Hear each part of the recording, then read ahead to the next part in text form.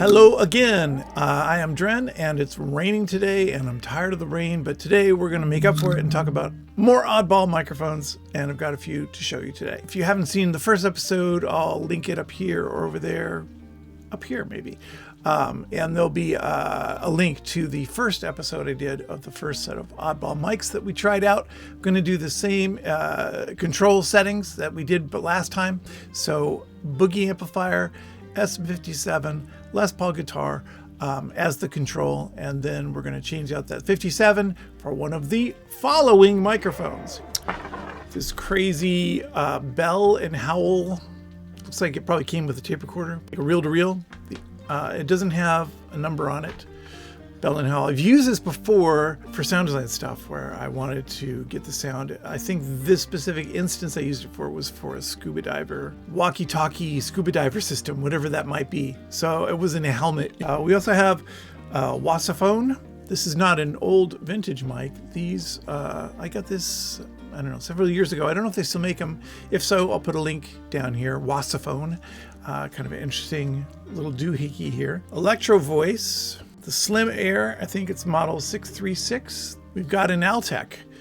This is the 787B. It was obviously used for PAs because it's got an always on switch and off and then temporarily on. So if you were at the basketball game, at the free throw line, number 48, I did have to put this connector on it today.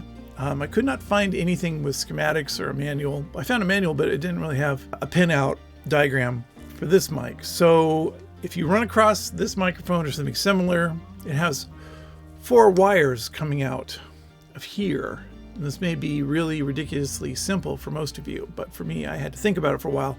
There is a ground wire, which is just the bare wire, the covering. There is a black wire, a white wire, and a red wire.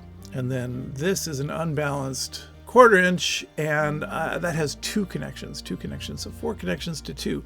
So what I ended up doing was taking the black wire, taping over it, not using it.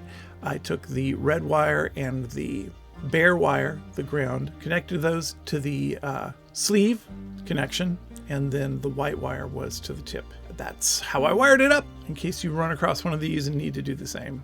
Those are our microphones, and we're gonna test them out. So here we go. First up is just our control system with the SM57 into the Boogie with the Les Paul. Okay, so I have it set up, SM57 to the Boogie. From the SM57, we're going into a UALA 610 Mark II. Not really using any of the compression, it's just the preamp for the 57. And then we're going from directly the Les Paul right into the Boogie. So here's my clean sound.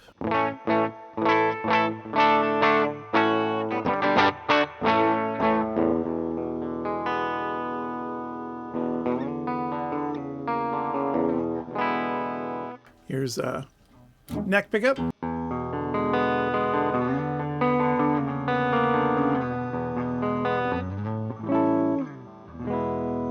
All right, let's hear the high gain, which is the gain. So this is just the switching to the second channel in the Boogie.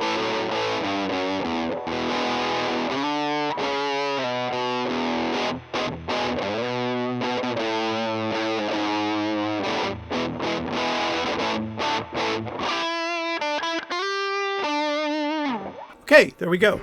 Okay, here we are with the Wasaphone now plugged in. Put a little picture here, no, over here, somewhere.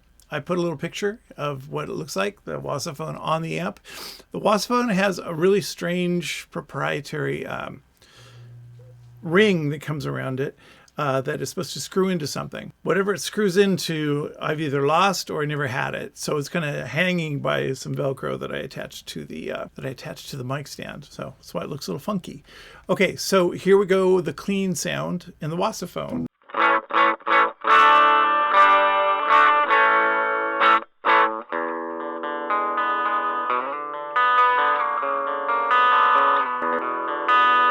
That's the bridge. Here's the neck pickup.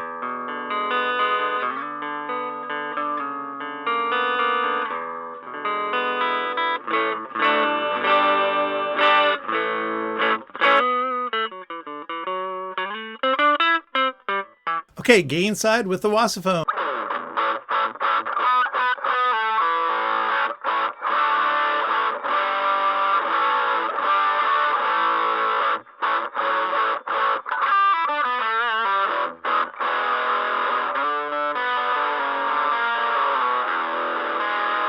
Bridge pickup, here's the neck pickup.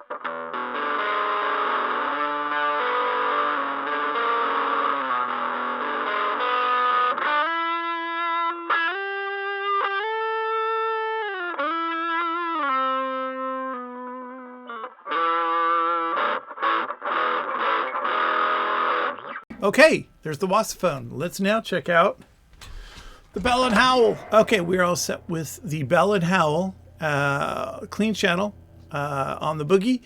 This mic is really funky to hook up, very funky to hook up because it doesn't have a clip, so I kind of balanced it on a mic clip. You'll see from my photo, it's pretty janky presentation. So here we go. Here is the clean channel Bell & Howell.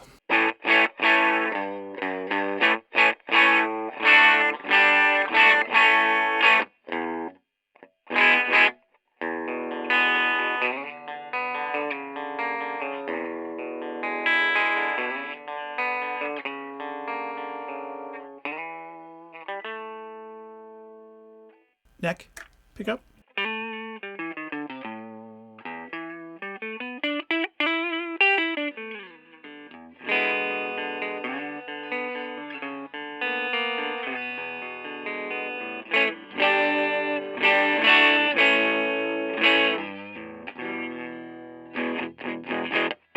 Okay, that's pretty nice sound. I actually would use that. Here's the drive channel. I will note that I bumped up the volume a little bit, gave it a little more gain on the preamp because it was just compressing a lot. So let's see how that sounds.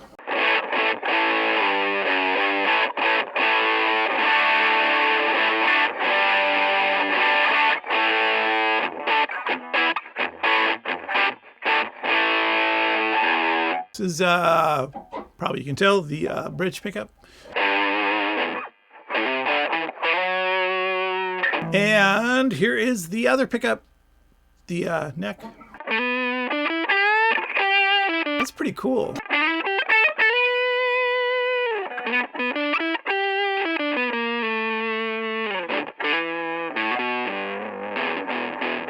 Yeah, I like those single notes.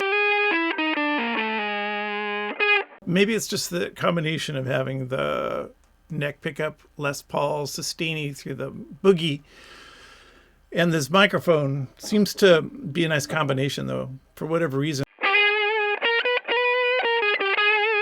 There's some kind of, I don't know, alchemy involved.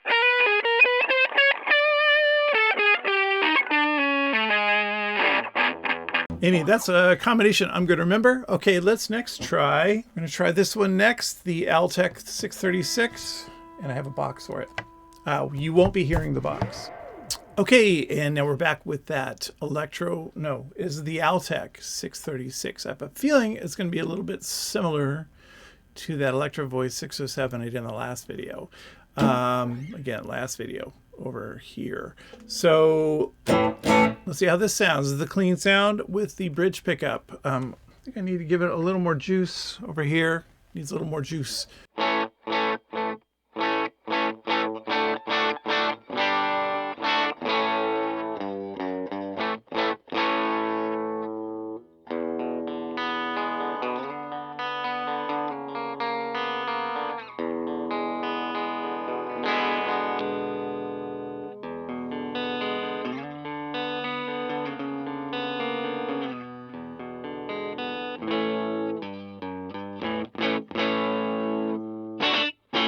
Okay, now let's try the drive on this one.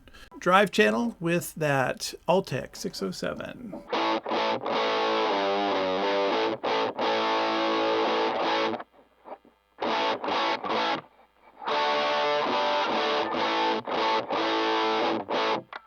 Bridge, neck.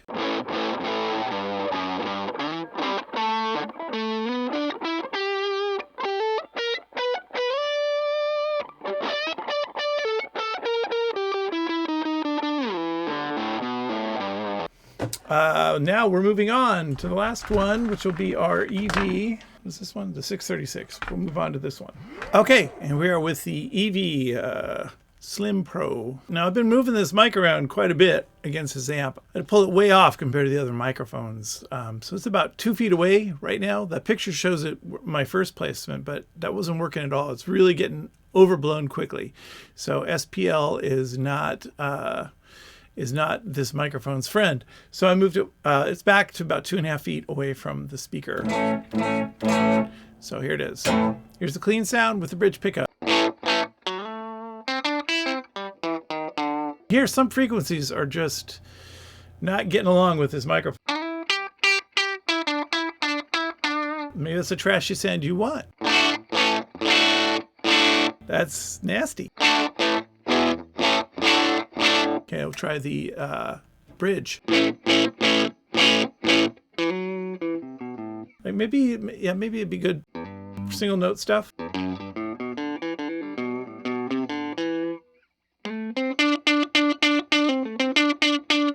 It hates that frequency. It doesn't like that one either.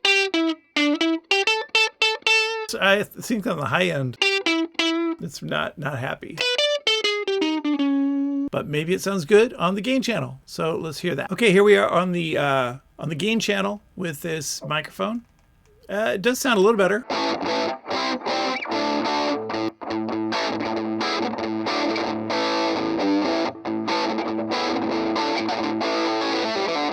I probably haven't played that since middle school. So it's capable of some neat sounds.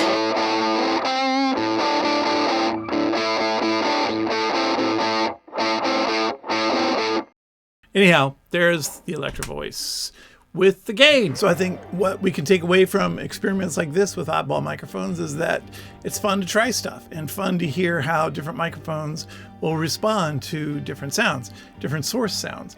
You know, maybe the thing you're looking for is just a particular combination of an instrument with a weird microphone.